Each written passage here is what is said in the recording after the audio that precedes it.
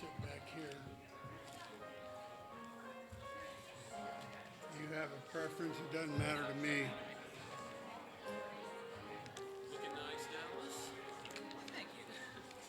I was telling you.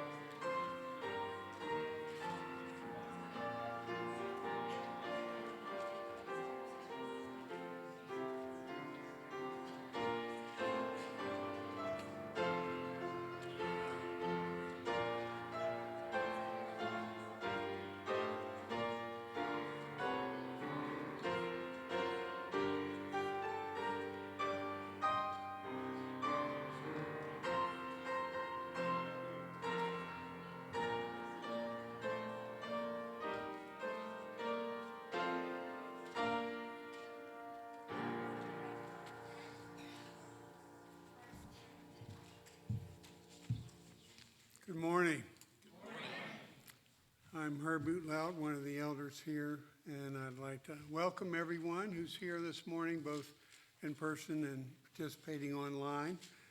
On behalf of our pastor, Jim Mitchell, and our session, welcome again. We rejoice in this beautiful day that the Lord has made, so let us rejoice and be glad in it. We'd like to make a couple of announcements to begin before we begin our worship service. There is a handout on the table in the narthex when you come in the front door from Bon Clarkin. This is the 100th anniversary of Bon Clarkin, and they're having some special events going on. Please pick up one of these on your way out, and we'd encourage you to take advantage of these opportunities. If any of you have never been to Bon Clarkin, it's really a treat to go up there in North Carolina and enjoy the mountains. Elaine, do you have anything specific you want to say? That's fine. Okay, thank you. If you have questions, Elaine is on the board up there, and she would be happy to answer your questions. Youth group will meet tonight, although Joel Reed is indisposed. Jim and Dallas will conduct that, but they will not meet next week. If you would take a few moments to prepare your hearts for worship, there's a scripture reading from Luke 19 in your bulletin, if you would like to use that.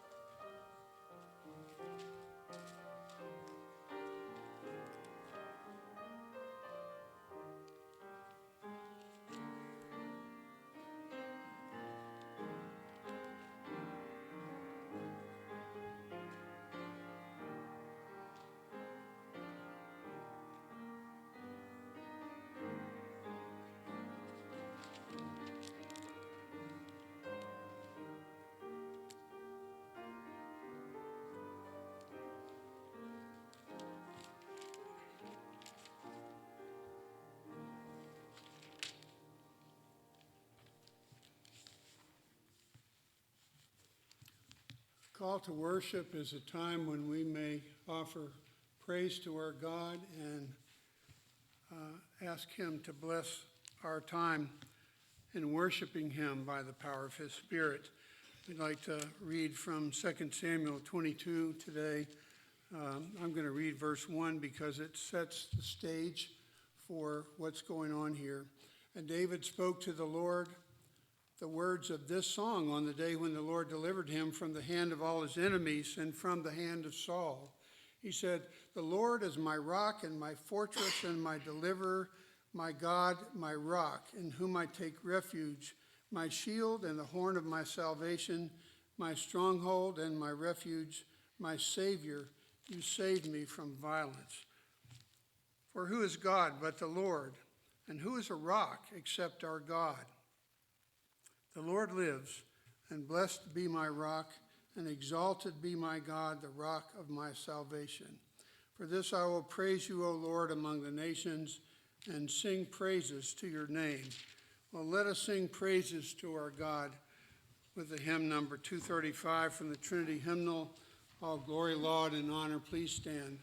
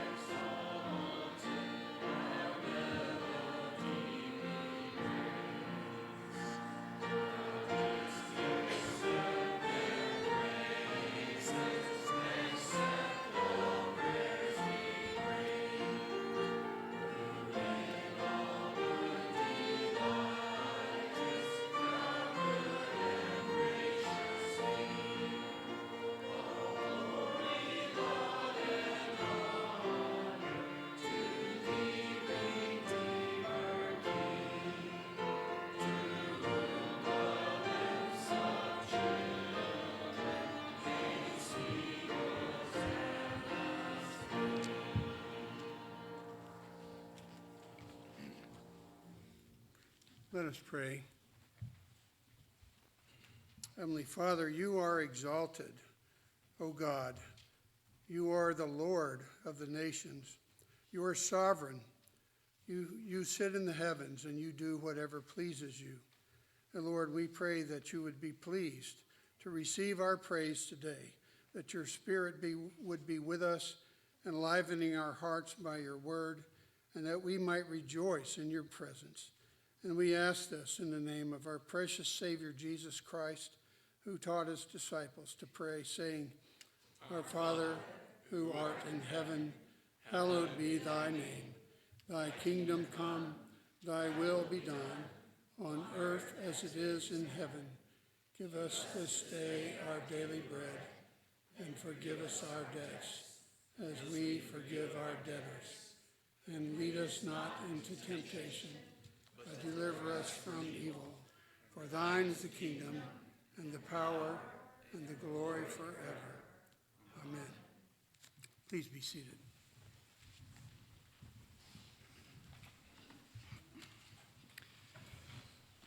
Good morning.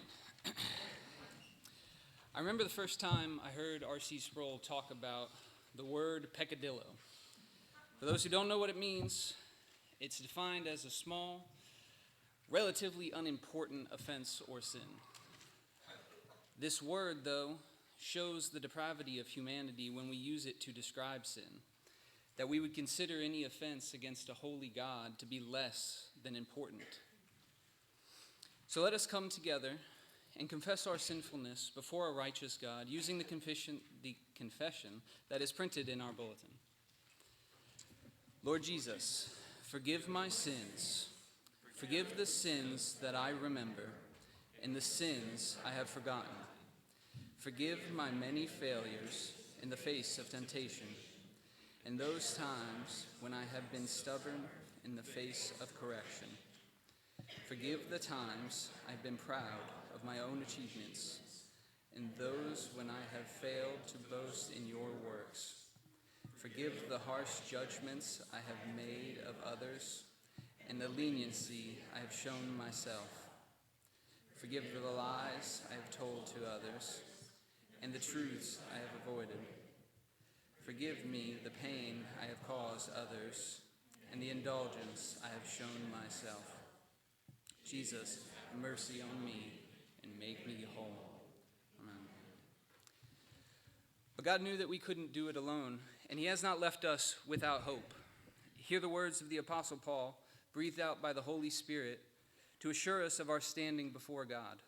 From Romans 5, verses 1 through 5.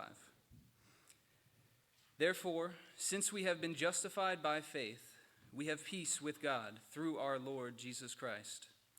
Through him, we have also obtained access by faith into this grace in which we stand, and we rejoice in hope of the glory of God. Not only that, but we rejoice in our sufferings, knowing that suffering produces endurance, and endurance produces character. Character produces hope, and hope does not put us to shame, because God's love has been poured into all our hearts through the Holy Spirit who has been given to us. This is the word of our Lord.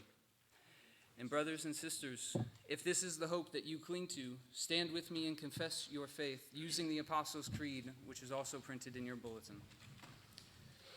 Fellow Christians, what do you believe? I believe in God the Father Almighty, maker of heaven and earth. I believe in Jesus Christ, his only begotten Son, our Lord, who was conceived by the Holy Spirit and born of the Virgin Mary. He suffered under Pontius Pilate, was crucified, died, and was buried. He descended into hell. The third day he rose again from the dead. He ascended into heaven and is seated at the right hand of God the Father Almighty. From there he will come to judge the living and the dead. I believe in the Holy Spirit, the Holy Catholic Church, the communion of saints, the forgiveness of sins, the resurrection of the body, and the life everlasting. Amen. May all be seated, and may the children please come up for the children's sermon with Pastor Jim.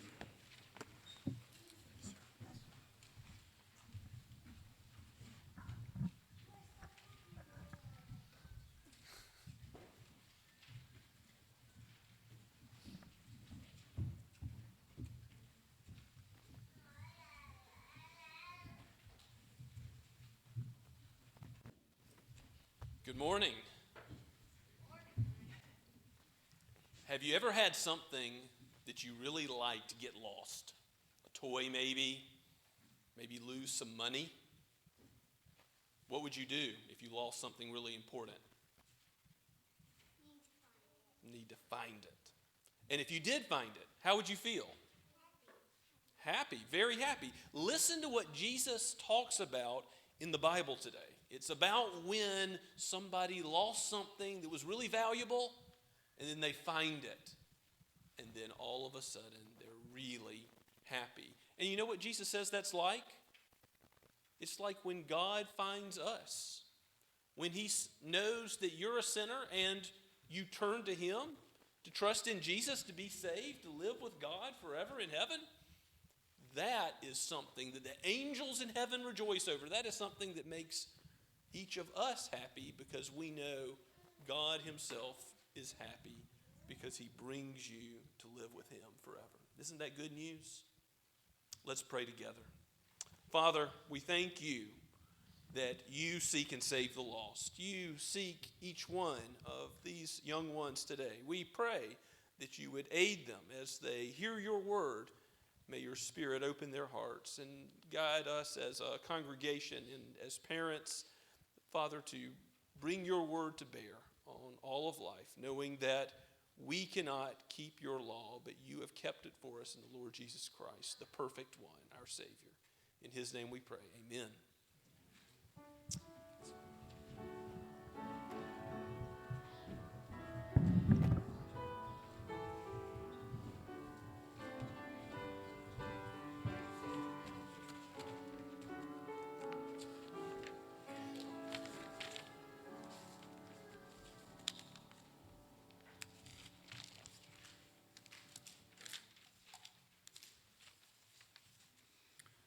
Our scripture reading today is Psalm 118. Be reading the entire psalm, verses 1 through 29. If you would like to follow along in your copy of God's Word, or there is a copy of the Bible in the seat backs if you don't have one.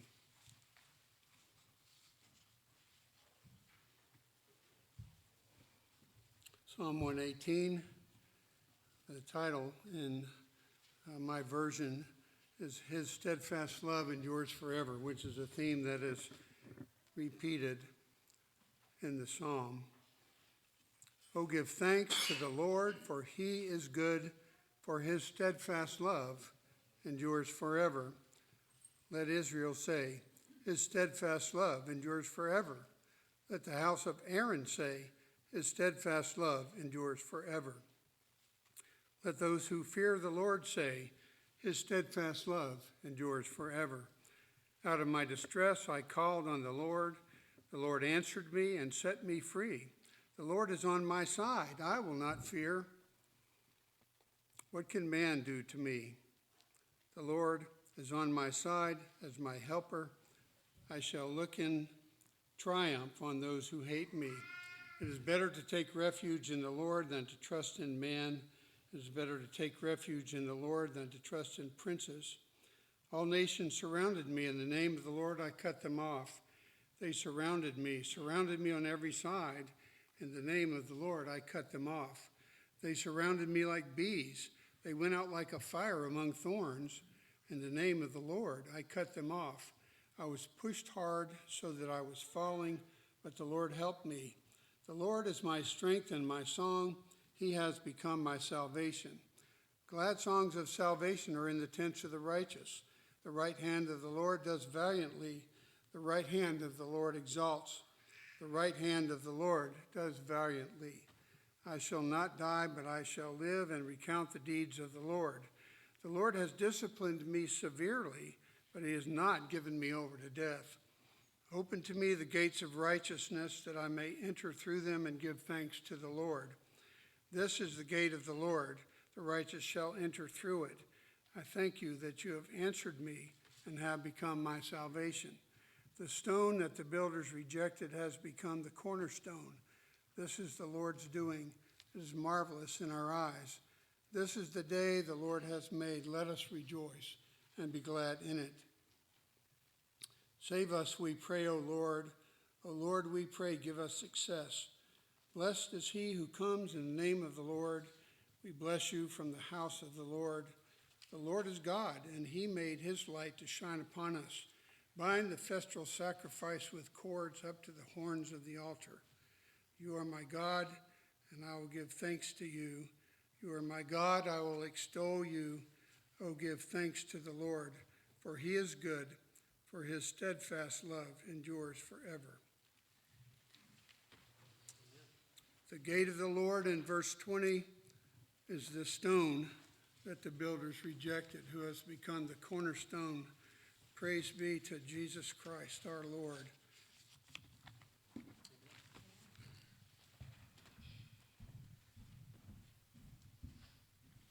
And let us go before the Lord once again in prayer.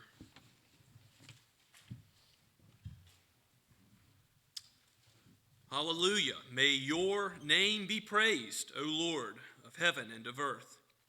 May we join with the angels in proclaiming your greatness, for yours alone is the glory. Not to us, O Lord, but to you be glory forever. Your steadfast love endures forever.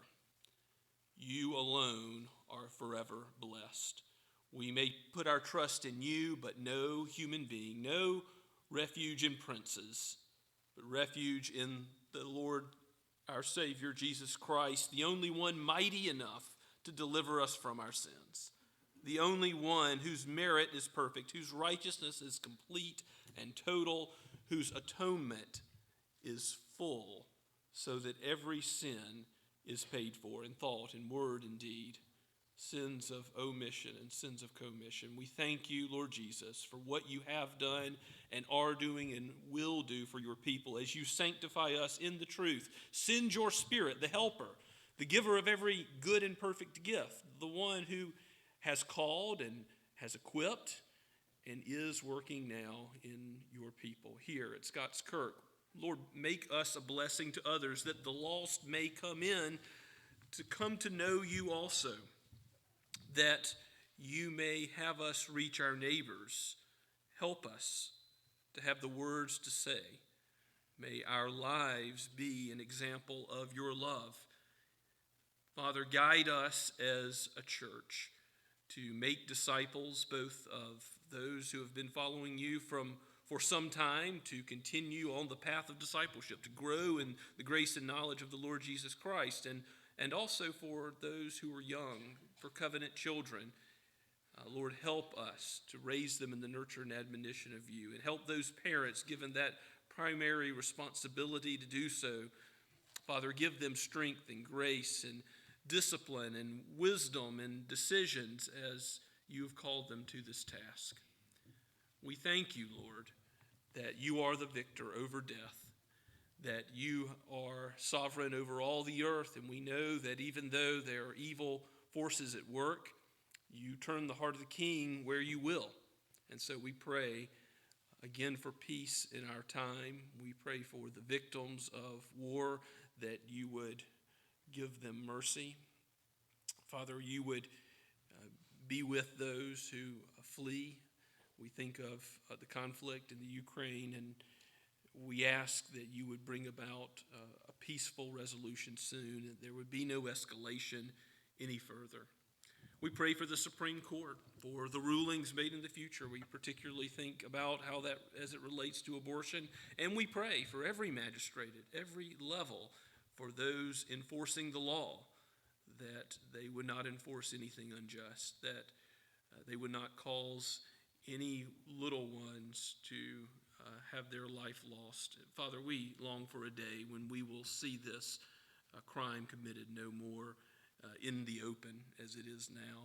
Lord, let it be that things will change, that we will see it and behold it ourselves.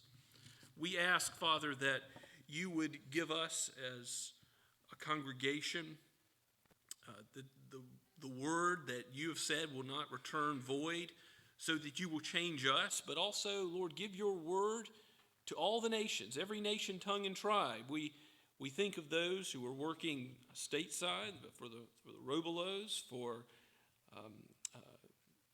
the Andes, as They're working with international students in Colombia, but also be with Scott in his mission to help refugees. And Father, we pray for Bridge Europe and all the efforts made to reach Muslims. We pray for Lee Shelnut as he goes to Rwanda and is thinking of ways in which he can train others in the preaching of the gospel there. Father, also, we do ask that you would help us to have a short-term mission trip come to pass soon, for we want to see you raise up missionaries from our midst. May it be that some young person today, perhaps someone who will consider a second career, would go onto the mission field and give up much for the sake of your glory, for the Lord Jesus Christ, for the gospel to go forward. May your kingdom come. May your will be done here on earth as it is in heaven. More and more, may this kingdom expand. May your will be accomplished, because we know one day the knowledge of you and your gospel will cover the earth as the waters cover the sea. And in that day, the lion will lie down with the lamb, and a child will play over the snake's hole. We will have a time where all things in creation that have been ruined by sin will be restored to their original purpose and original perfection.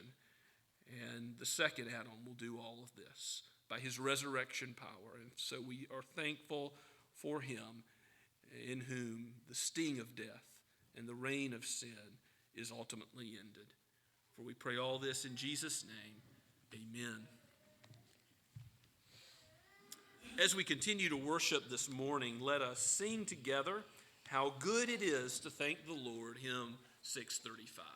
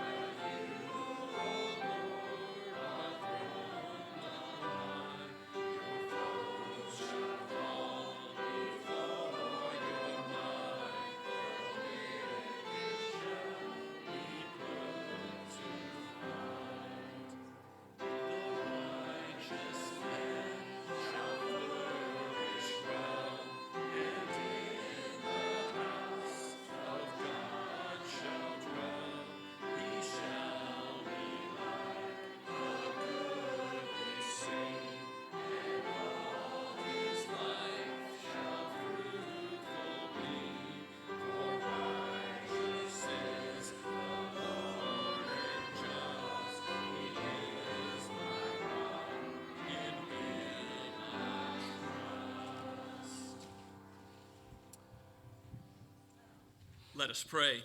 Father, Son, and Holy Spirit, ruler of the wind and waves, shepherd of your people, Guide our steps by your word and your Spirit working within us, that we might mourn with those who mourn and rejoice with those who rejoice in Christ. Be with those who are sick and weak. Guide those who need your help today.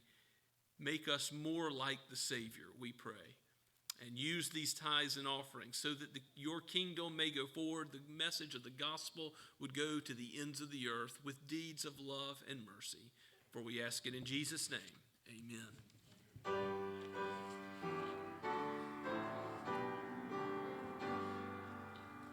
Praise God from whom all blessings flow. Praise Him, all creatures here below. Praise Him above the heavenly host. Praise Father, Son, and Holy Ghost.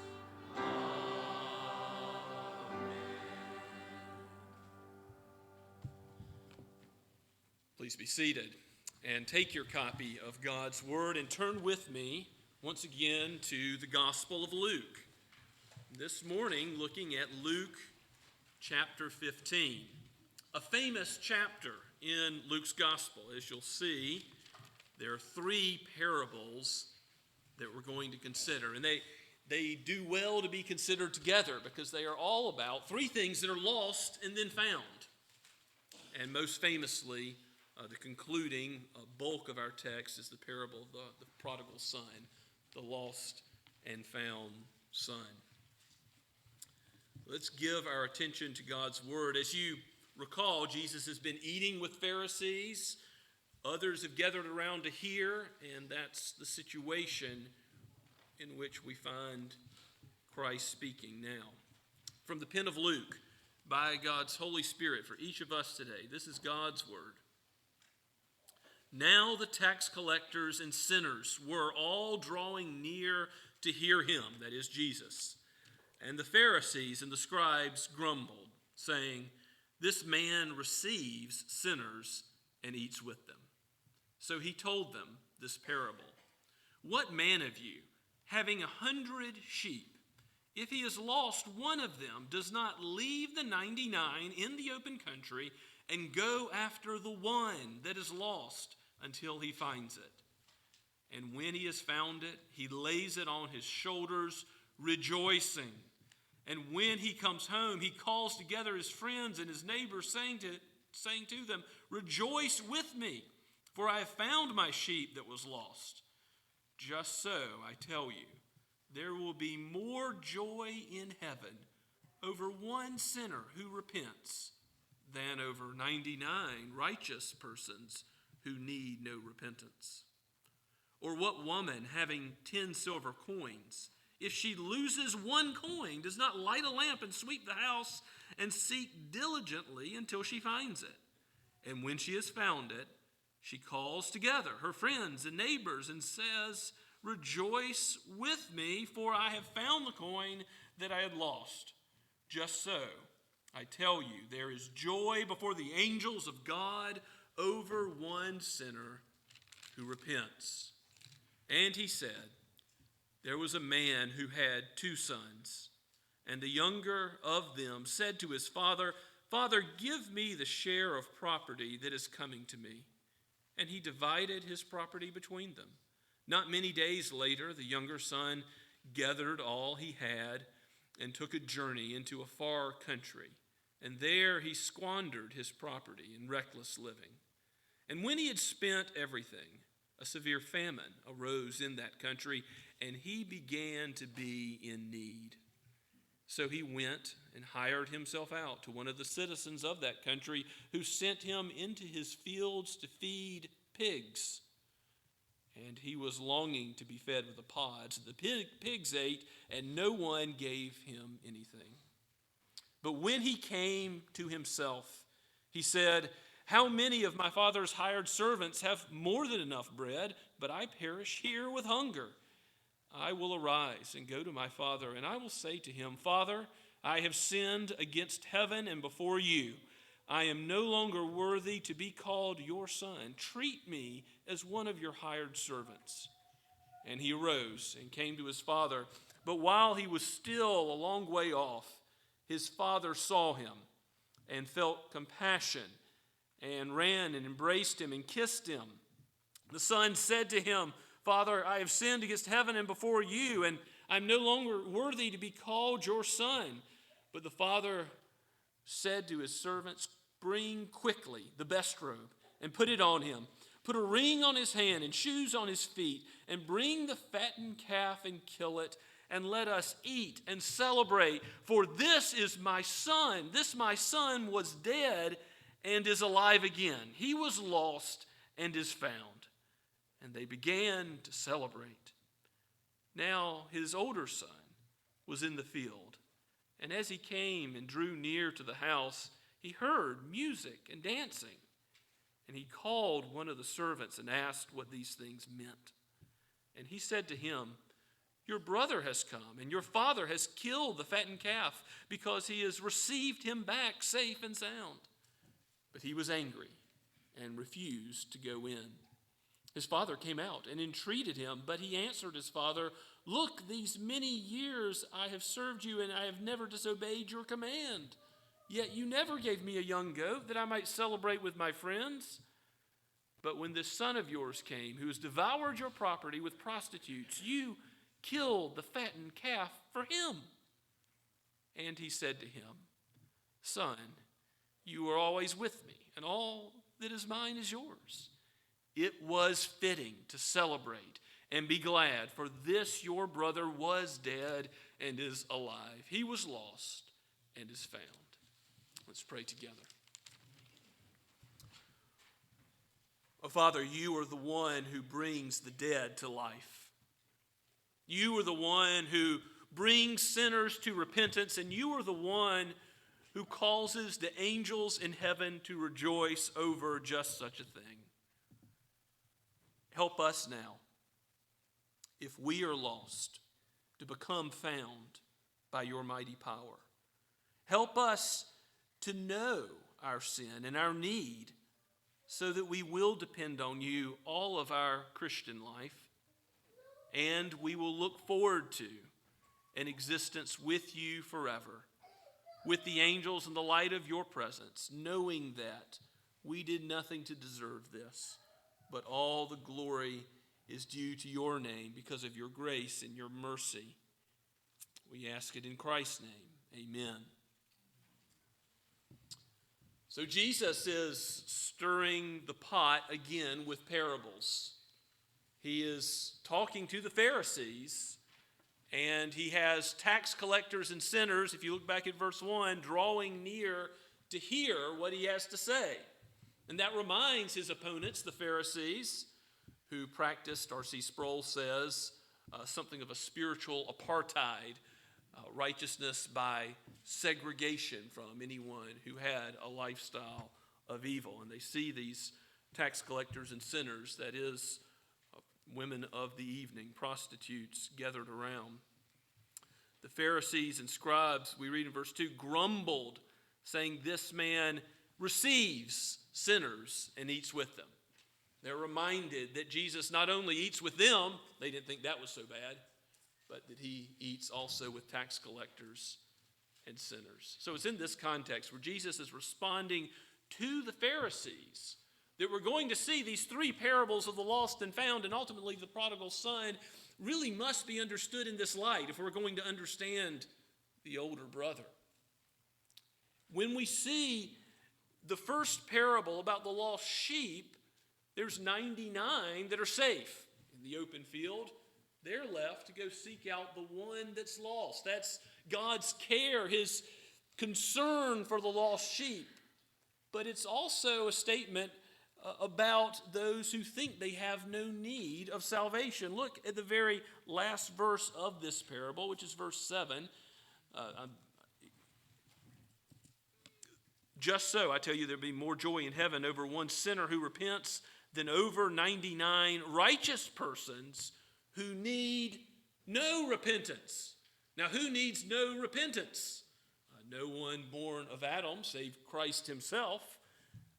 It's a statement about the Pharisees who thought that they needed no repentance, who thought that they were like the older brother, who always followed the rules, always did what was asked. And Jesus is showing them their sin and saying, this lost sheep is better off. Why is the lost sheep better off? Because the lost sheep knows it's lost. It's helpless. It's not going to live unless the shepherd finds it and puts it lovingly on his shoulders and carries it back to the flock. Hopeless without the mighty saving power of the Good Shepherd. Well, the first parable shows both the angels rejoicing over the sinner and also the pride of the Pharisees. Both aspects are clear here, and they will be clear again in the parable of the prodigal son, or, as some like to call it, the parable of the elder brother. I think both are in view in the meaning of the parable because of both audiences, the tax collectors and sinners, which Jesus came to save, along with all those who know their need, who know their sin, and those who were confident in their own self-righteousness and their own obedience to the law and human traditions. In the parable of the lost coin, it's shorter and to the point. There's now more of a percentage that's lost. There's 10 coins, and only one is lost. So instead of 1/100th, here you've got 10% of this woman's wealth of coins. How much were these coins worth? I don't know, but if you lose one of them, you want to find it. And sure enough, she does. And when she does, what happens? A party is thrown. We already know the angels are celebrating in heaven, and that's made clear again when something is, a sinner is found. Just like that, the coin that is lost, she calls in friends and neighbors saying, rejoice with me. And Jesus says, in the same way, angels rejoice over one sinner that repents. So in the first two parables, what happens when that which is lost is found? Rejoicing. There's a party thrown. There's the angelic choir throwing an even bigger party in the presence of God. This is what God delights in, to forgive sinners. And then we come to the parable of the prodigal son. And Jesus gives us this moving story of a man who asks for his inheritance early. Now that could have happened in the ancient world. It wouldn't have been common, but he was impatient.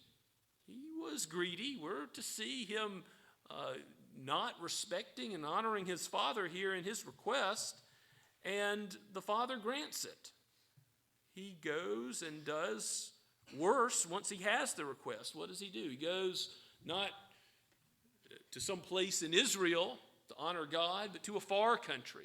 Goes outside the visible covenant community, and in that far country where nobody knows his name, he squanders his property in reckless living, and later prostitution's specifically mentioned. He spent everything. And then once the money runs out, what happens? A famine comes on the land, verse 14, and he began to be in need. He began to need money again simply to survive. And what is his solution? In verse 15 we read, he goes out and he hires himself out to someone who needs some farm help. And this citizen of that far country, we don't know what country it is in the parable, in the story of Christ, sends him out in the field to do what specific task? To feed the unclean animals, the pigs. And this young man is so hungry, he longs to eat what the pigs are eating.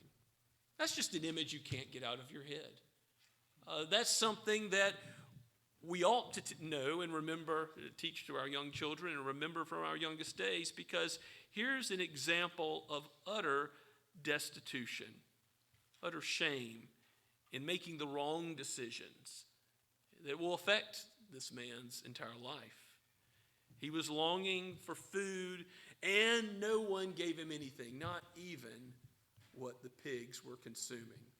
But verse 17 is really the turning point in the story. But when he came to himself, it says in the ESV, Or other versions say, when he came to his senses. The Greek phrase is an idiom that means that. When he came back to some sensible view of reality, he says, let me think about this. I'm longing to eat pig food.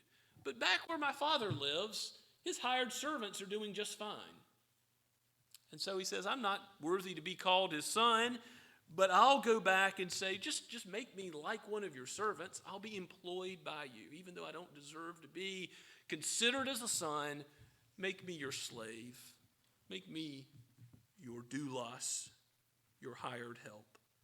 And he arose and goes to his father and carries out his plan to cry out and beg for mercy, because now he is at rock bottom. He knows his need. He knows that he is like the lost sheep, completely helpless to save himself.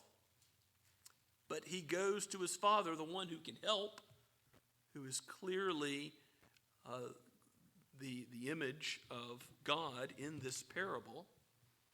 And the father sees him a long way off. Maybe it's by the way he walked. Maybe it's because the father knew who else would be coming home in such poor condition from a distance. And the father girds up his robes and runs out to greet him. And does he chastise him first?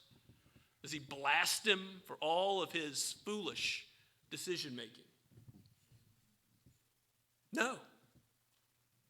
No, he doesn't.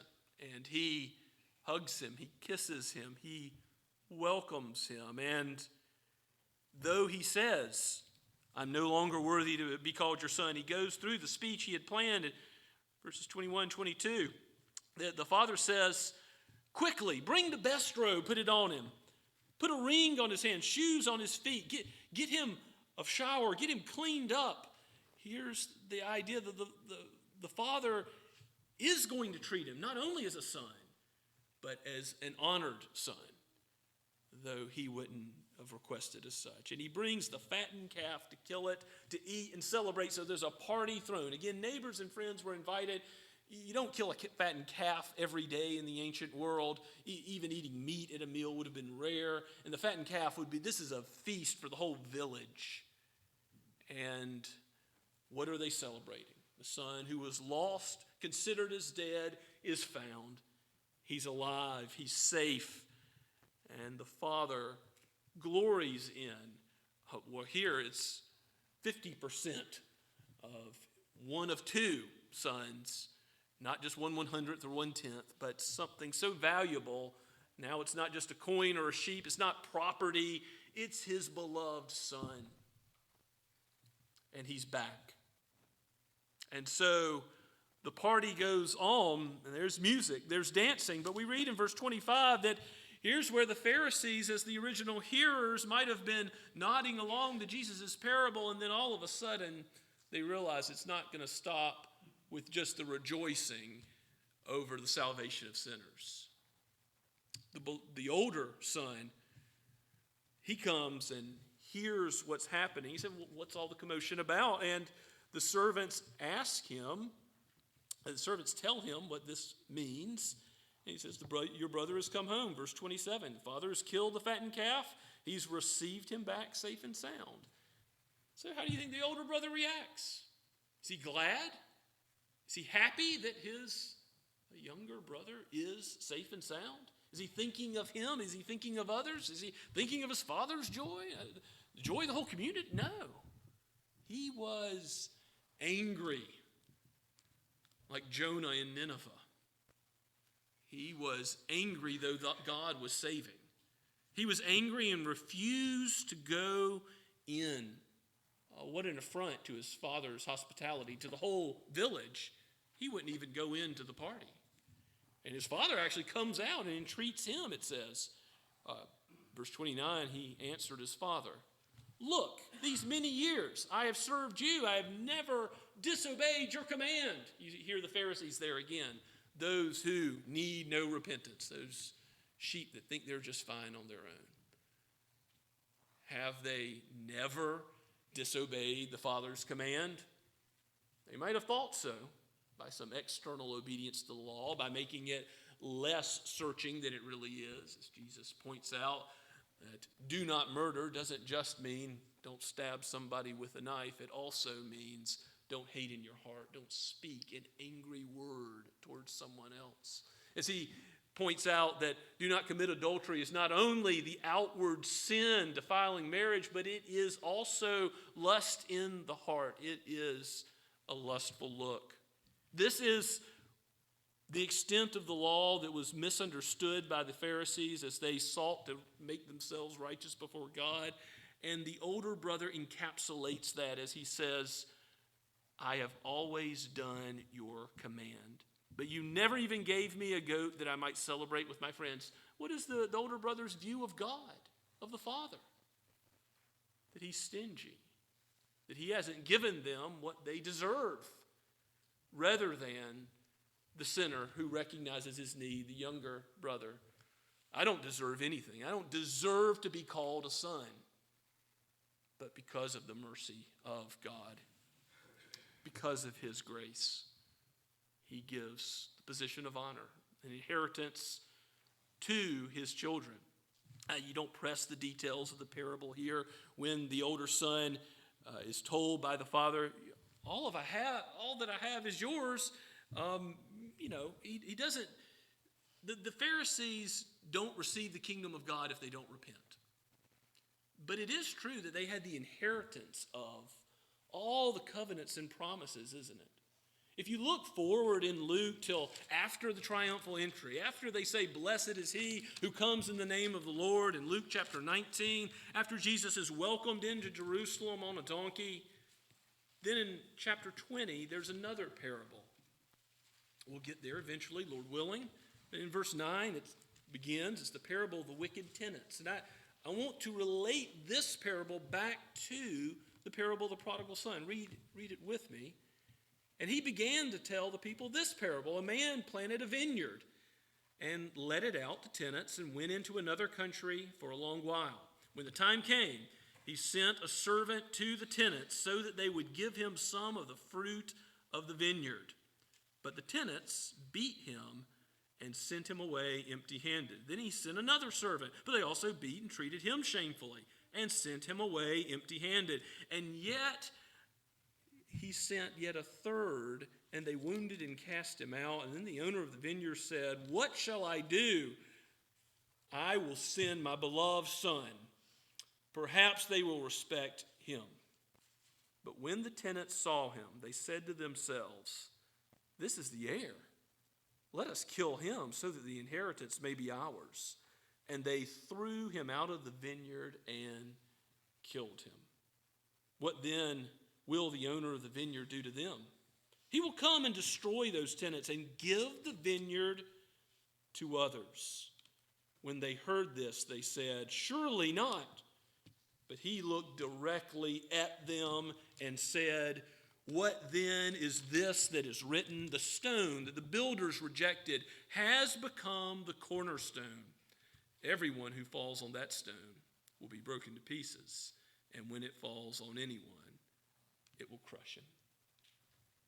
You see, Jesus was giving the kingdom not to those who were self-righteous in their own eyes, but to the tax collectors and sinners, to those who were crowding in around and asking for mercy. And that's how his kingdom's being built up. We see this throughout Luke, that the first are last and the last are first.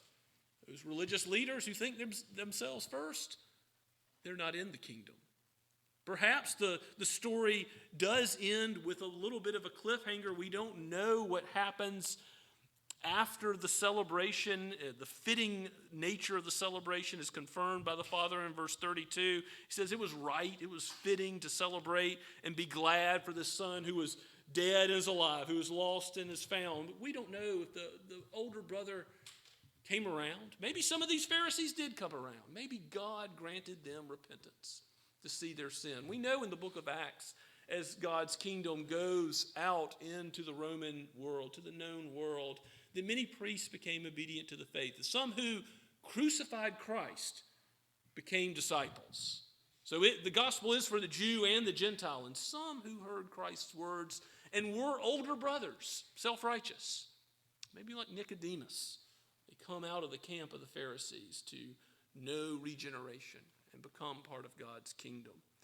But we don't know how all responded to this message, but we know that it's for us today.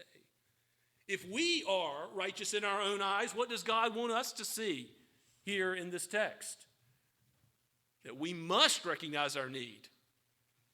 That if we're to receive the position of honor, if we're to know his presence to bless, it will only be if we are like the younger son and acknowledge we're a vile sinner, that we have lived foolishly, that we must depend on his mighty power to save, on Christ and his perfect life and his atoning death.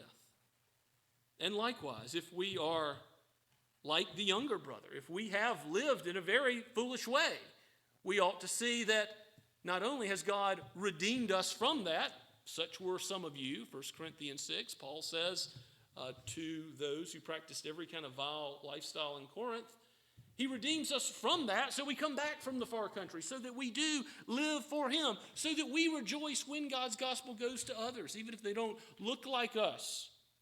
If God calls into his kingdom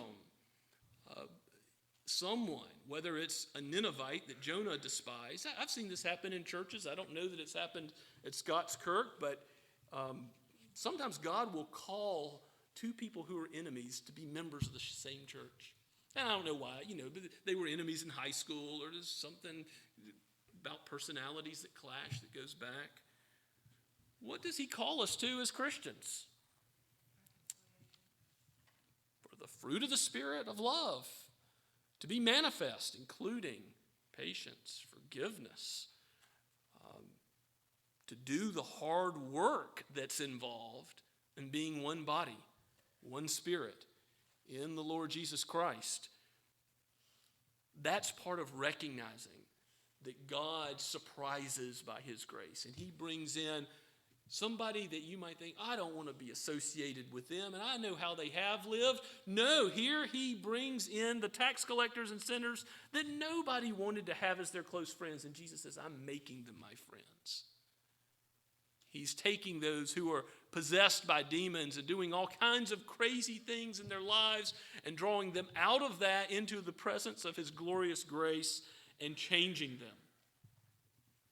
And yes, if you're a parent and you have two sons or sons and daughters, and you're raising them to know the truth, you realize that they will go their own way. There are foolish decisions that will be made. And you pray that they won't make rash decisions that lead them into a life that's destitute, like the younger son. But also pray that they would not be led into a life that is outwardly fine, blessed, material, prosperity, but they're like the older brother, righteous in their own eyes.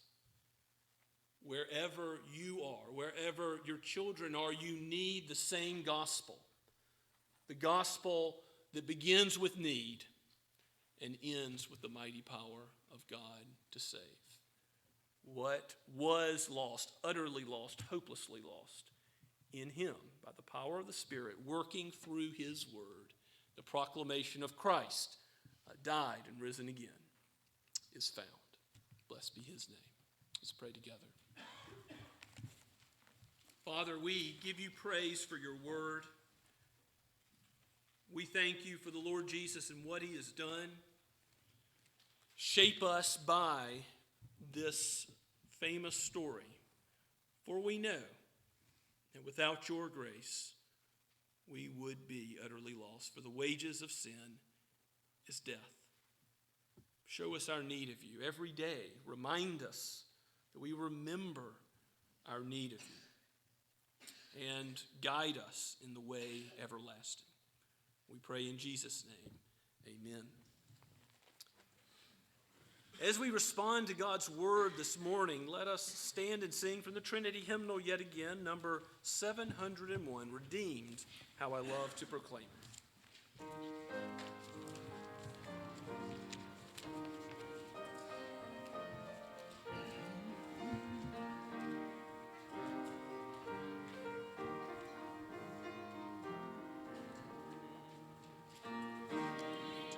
How I love to proclaim